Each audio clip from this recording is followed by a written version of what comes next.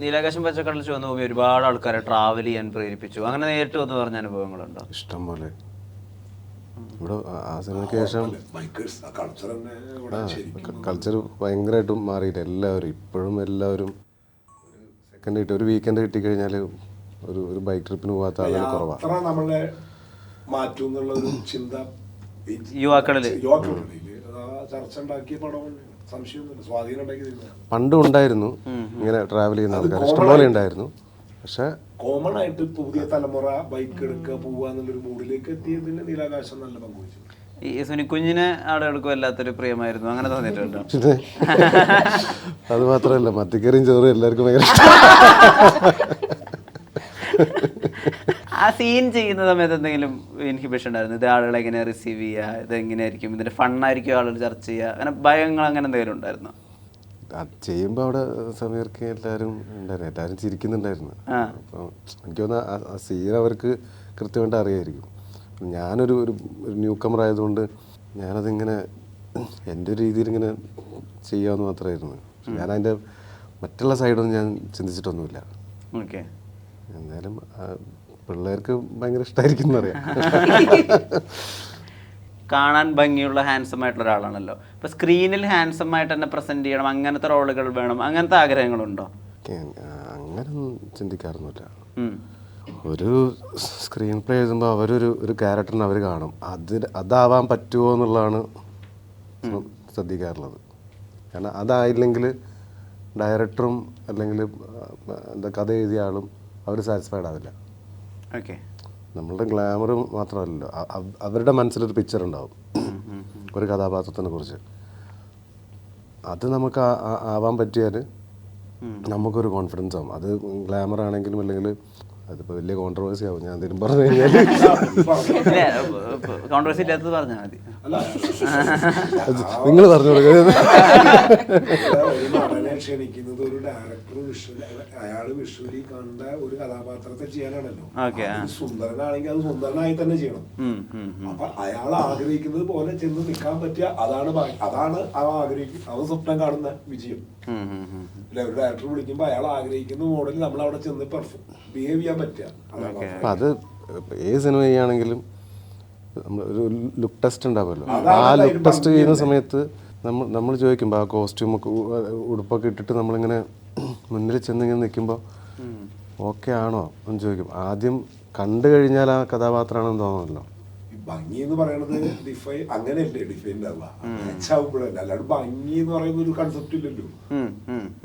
ഭംഗി അതിന് നമ്മൾ ആ കറക്റ്റ് സിറ്റുവേഷൻ കാണുന്ന കണ്ണുകളിലാണല്ലോ അത് ഭംഗിയായി. എത്ര സുന്ദരനാണ് എന്നുള്ളതിനേക്കാൾ ഇമ്പോർട്ടന്റ് ആ ഡയറക്ടർക്ക് അത് ഭംഗിയായി തോന്നുക എന്നുള്ളതാണ്. അത്രയുള്ളൂ കൺസേൺ, അങ്ങനെ ചിന്തിക്കാറുള്ളൂ. ഈ വീട്ടിലേക്കുള്ള വഴിയിൽ പെർഫോമൻസ് കണ്ടിട്ട് പൃഥ്വിരാജ് അൻവറിലേക്ക് ക്ഷണിച്ചു. അതിനുശേഷം അവിടെ നിന്ന് അങ്ങോട്ടുള്ള യാത്രയിലൊക്കെ അത് കഴിഞ്ഞപ്പോൾ നേരെ വീട്ടിലേക്ക്. എനിക്ക് തോന്നുന്നു ആദ്യത്തെ 3 സിനിമകളിലും പാകിസ്ഥാനിയായ ഒരു മലയാളി നടൻ. കുരുക്ഷേത്രയിൽ പാകിസ്ഥാനിയാണ്, കീർത്തിചക്രയിൽ കുരുക്ഷേത്രയിൽ പാകിസ്ഥാനിയാണ്, അതിൽ പാകിസ്ഥാനിയാണ്. അപ്പൊ കുരുക്ഷേത്രയിൽ ഒരു പാകിസ്ഥാനിയായിട്ട് അഭിനയിച്ചു എന്നുള്ള സർട്ടിഫിക്കറ്റ് ആണ് എനിക്ക് വീട്ടിലേക്കുള്ള വഴിയിലെ പാകിസ്ഥാനിയായിട്ട് കേറാനുള്ള 5 സുന്ദരികളിൽ അറബിയുമാണ്. അറബിക്ക് ശബ്ദം ഞാൻ സൗണ്ട് മാത്രമേ എന്റെ രൂപം കൊടുത്തിട്ടില്ല. അതെ, ആമിയിൽ 5 സുന്ദരികളിലെ ആമിയില് ഫഹദ് തല്ലൂടുന്ന അറബി അത്ര ആയതുകൊണ്ട് മനസ്സിലായില്ല. അതാണ് വിളിച്ചിട്ടുള്ളത്. പൃഥ്വിരാജിന് അങ്ങനെ ഒരു കടപ്പാടോ ഗ്രാറ്റിറ്റ്യൂഡോ തോന്നിയിട്ടുണ്ടോ? അങ്ങനെയല്ലല്ലോ, പുള്ളി അവിടെ വെച്ച് പരിചയപ്പെടുന്ന അദ്ദേഹം എന്നെ കണ്ടു പരിചയപ്പെട്ടു. അപ്പൊ ഞാൻ അബുദാബിന്ന് കഷ്ടപ്പെട്ടൊക്കെ സിനിമയിൽ അഭിനയിക്കാൻ ലഡാക്കിൽ വന്ന ആളാണ് വിത്ത് കോസ്റ്റ്യൂം. കാരണം ആത്മാർത്ഥത കൂടുതൽ, കാരണം എനിക്ക് എന്റെ വേഷം അവിടെ എനിക്ക് മാച്ച് ആവാത്തത് എങ്ങാനും ആയാലോ എന്ന് വിചാരിച്ചിട്ട് അളവിനൊക്കെ കറക്റ്റായിട്ട് അബുദാബിന്ന് വാങ്ങിയിട്ടാണ് ഞാൻ ചെയ്തത്. 2 സാധ്യതയാണല്ലോ. ഒന്ന് ഇയാള് പൊട്ടവളോ കോസ്റ്റ്യൂമായിട്ട് വന്നേക്കാണ്, അല്ലെങ്കിൽ എന്താണെന്ന് അറിയില്ല. അപ്പൊ ആ ഒരു കൺഫ്യൂഷൻ അവർക്കും ഉണ്ട്. അപ്പൊ ഡോക്ടർ ബിജു ഒന്നും എന്റെ കൂടെ വർക്ക് ചെയ്തിട്ടൊന്നുമില്ല. അപ്പൊ പുള്ളിയോട് പ്രത്യേകിച്ച് അന്വേഷണമുണ്ട്. ഞാൻ ചെയ്യുമെന്നാണ് ഞാൻ കേട്ടിട്ടുള്ളൂ. ചെയ്തില്ലെങ്കിലും വേറെ ആളെ കിട്ടില്ലല്ലോ, ചെയ്യിപ്പിക്കാം എന്നൊക്കെ. പിന്നെ നമ്മളത് ചെയ്യുമ്പോ അങ്ങ് വർക്കായപ്പോ അപ്പൊ നമുക്ക് ഇത്രയും സിനിമയോട് താല്പര്യമുള്ളതുകൊണ്ട് പിന്നെ ഇവിടെ ആ സമയത്താണ് എൻ്റെ ഭാഗ്യത്തിൽ അതേപോലെ അൻവറിൽ ജോയിൻ ചെയ്യുന്നത്. അപ്പോൾ അവിടെ ഒരാളാവശ്യമുണ്ട്. പെട്ടെന്ന് തന്നെ ഓർമ്മ വന്നു, അതൊക്കെ നമ്മൾക്ക് എന്ത് ദൈവാധീനം. എനിക്കൊരു കോള് വന്നു ഓർമ്മയുള്ള, ഞാൻ കോൾ വിളിച്ചോണ്ടിരിക്കുകയായിരുന്നു. ഫോൺ എടുത്തിട്ട് സംസാരിക്കുന്ന ആരോടാന്ന് പോലും എൻ്റെ വൈഫിനെ അറിയില്ല. ഞാൻ പിന്നെ അകത്തേക്ക് ചെന്ന് കൈ കഴുകുമ്പോൾ പറയുന്നത് പെട്ടി പാക്ക് ചെയ്യാൻ ഞാൻ നാട്ടിൽ പോകുന്നതാണ്. ശ്രീനിവാസൻ മീൻ മേടിക്കാൻ പോയാൽ പിന്നെ ഒരു മാസം കഴിഞ്ഞിട്ടുണ്ട്. ഞാൻ സൈജു കുറുപ്പിനോട് സംസാരിക്കായിരുന്നു. അപ്പോൾ അദ്ദേഹം പറഞ്ഞത് സൈജു കുറുപ്പിനും സണ്ണി വെയിനും ദുൽഖർ സൽമാൻ അദ്ദേഹത്തിൻ്റെ ഫേസ്ബുക്ക് പേജ് തീരെഴുതി കൊടുത്തിരിക്കുകയാണ് എന്നുള്ളതാണ്. അപ്പോൾ അങ്ങനെ ഒരു സുഹൃത്ത് ഉണ്ടാവുക, ഒരേ സമയം ഒരു പാൻ ഇന്ത്യൻ സ്റ്റാറുമാണ്, എന്നാൽ നിങ്ങൾക്ക് ഒരു കോളിനപ്പുറം കണക്ട് ആവുന്ന ഒരു സുഹൃത്തും ഉണ്ടാവും. അത് വലിയൊരു പ്രിവിലേജ് അല്ലേ? തീർച്ചയായിട്ടും തീർച്ചയായിട്ടും. ഇനി എന്താ വേണ്ടേ? വേറെ എന്തെങ്കിലും പറയൂ, വേറെ എന്തെങ്കിലും സഹായം ചെയ്യാൻ വേണ്ടി കാത്തിരിക്കുകയാണ്. അതങ്ങനെ ഉപയോഗിക്കുന്നു എന്ന് തോന്നാറുണ്ടോ? ആരുപയോഗിക്കുന്നു? സണ്ണി ദുൽഖർ സൽമാന്റെ പേജ് ഉപയോഗിക്കുന്നു അങ്ങനെ വിസിബിലിറ്റിക്ക് വേണ്ടിയിട്ട് അങ്ങനെ തോന്നുന്നു? ഇല്ല, അത് എന്താ പറയാ, എല്ലാം നമ്മുടെ സുഹൃത്തുക്കളാണ്. അപ്പോൾ അങ്ങനെ കണക്ക് പറച്ചിലുകളോ അല്ലെങ്കിൽ അങ്ങനെയുള്ള കാര്യങ്ങളൊന്നുമില്ല. ഇത് നിന്റെ, അത് നിന്റെ, അല്ലെങ്കിൽ അതെന്റെ, അങ്ങനെയൊന്നുമില്ല. ഒരു ബ്രദർഹുഡാണ് അവിടെ. Brother from another mother. Oh nice nice, അടിപൊളി. ടഷ്കീസ് തർക്കം കാണാൻ വേണ്ടിയിട്ട് പ്രേക്ഷകർ ടിക്കറ്റ് എടുക്കുന്നത് രണ്ട് പെർഫോമേഴ്സിൻ്റെയും അതുപോലെ തന്നെ ഒരു പുതിയ കാര്യം വരുന്ന അതിൻ്റെ കൂടെ ഒരു ഫാൻറ്റസി എലമെൻറ്റ് കൂടി സിനിമയിൽ ടീസറിൽ സൂചിപ്പിക്കുന്നുണ്ടല്ലോ.